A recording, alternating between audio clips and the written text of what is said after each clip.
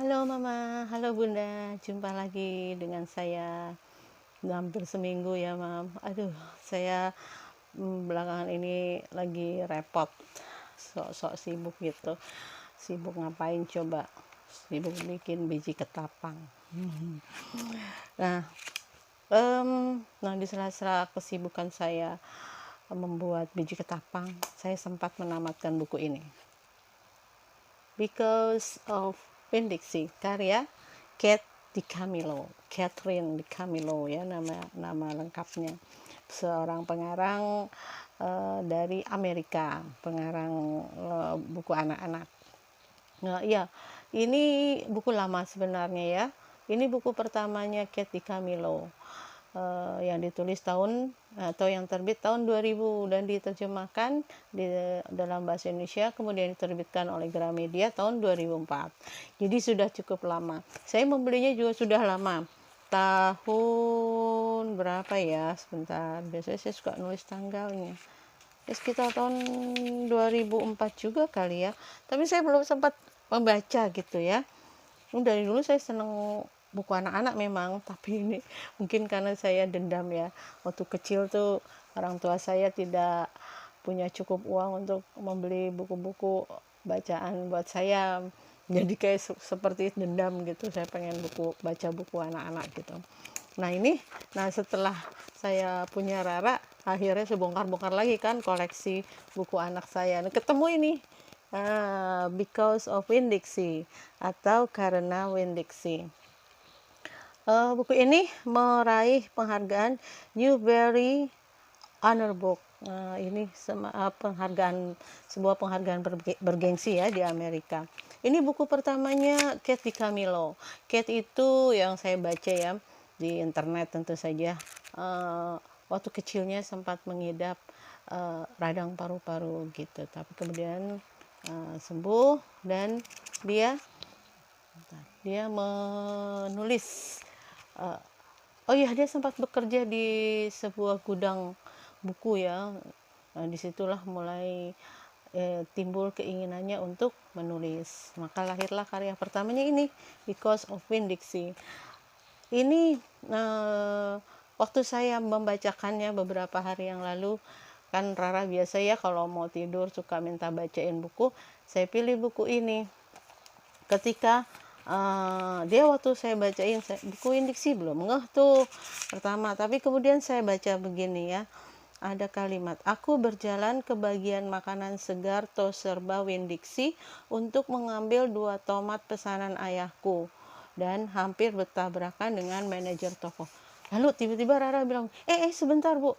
Stop Bu, Winn-Dixie Bu. Iya, terus dia ambil bukunya.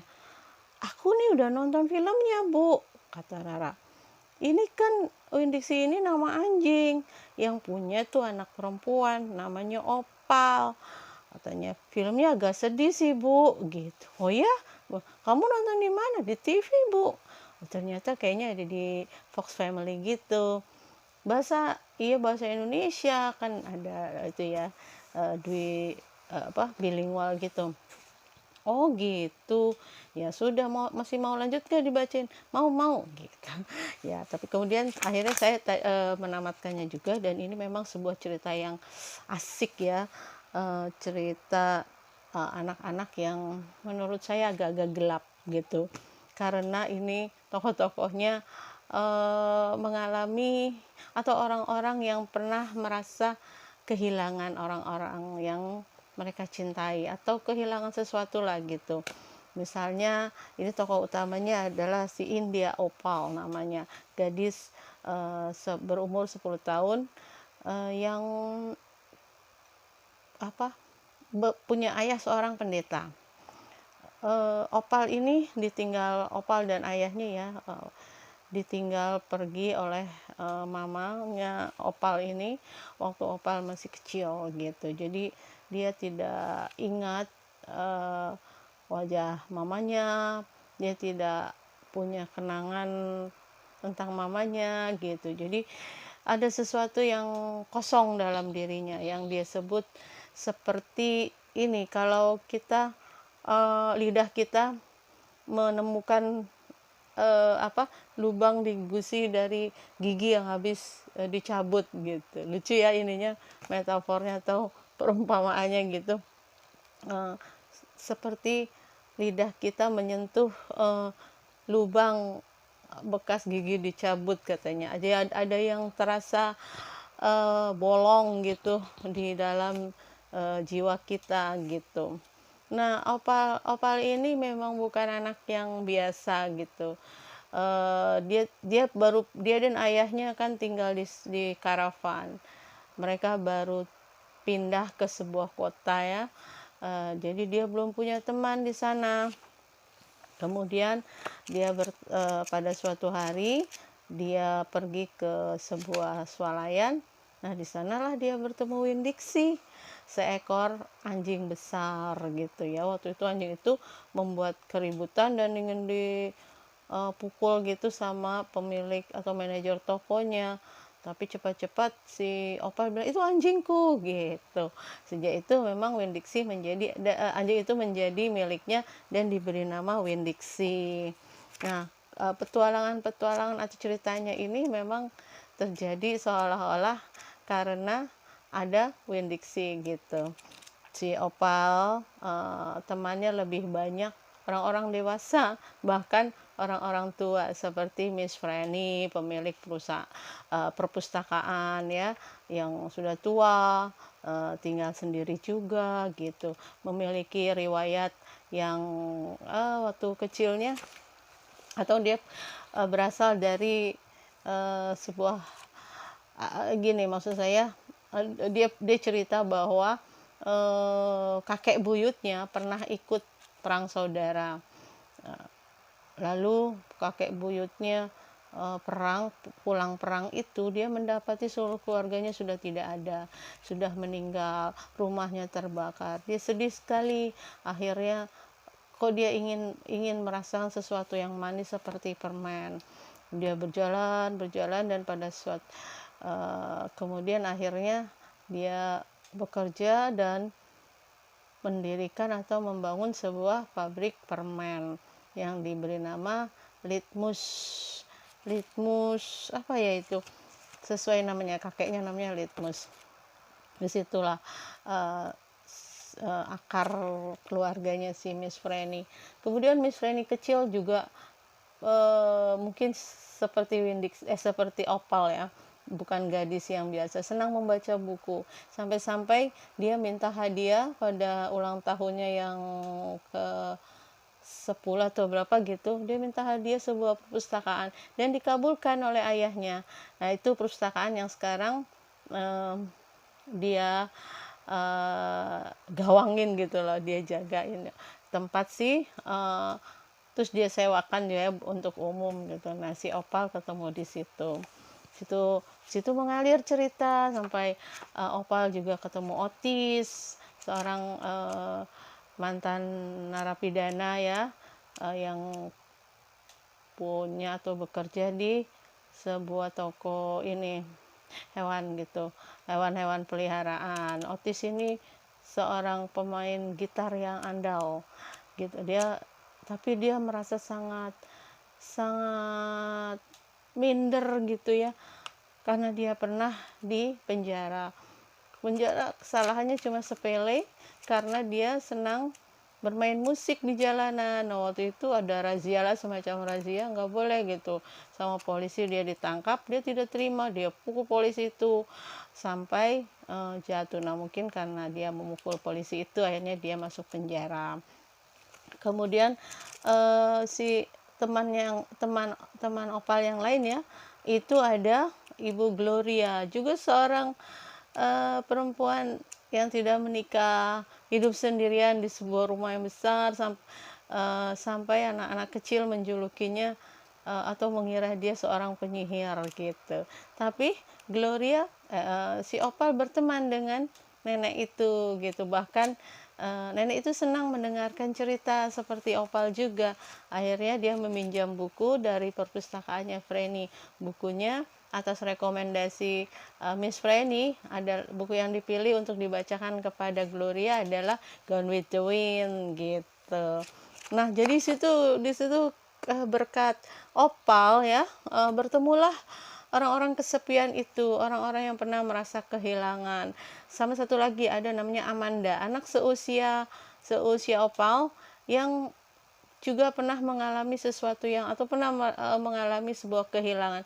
Adiknya yang berumur 5 tahun mati tenggelam gitu. Makanya dia judes terus, tampangnya kusut, kalau si Opal menyebutnya gadis berwajah kusut gitu. Nah, sekarang Opal tahu kenapa Amanda jutek gitu ya. Ternyata dia pernah atau sedang sedih gitu karena kehilangan adiknya. Nah, lalu orang-orang itu oleh Opal dikumpulkan gitu ya, dia punya ide membuat pesta gitu. Mengapa kita tidak berpesta gitu. Awalnya dia ingin si Otis ini kembali bernyanyi. Di mana ya orang yang tidak dilarang bernyanyi? Oh ya, di sebuah pesta. Seperti yang dia baca di buku Gone with the Wind itu. Akhirnya dia melaksanakan gagasan itu. Dia membuat pesta di rumah Miss Gloria.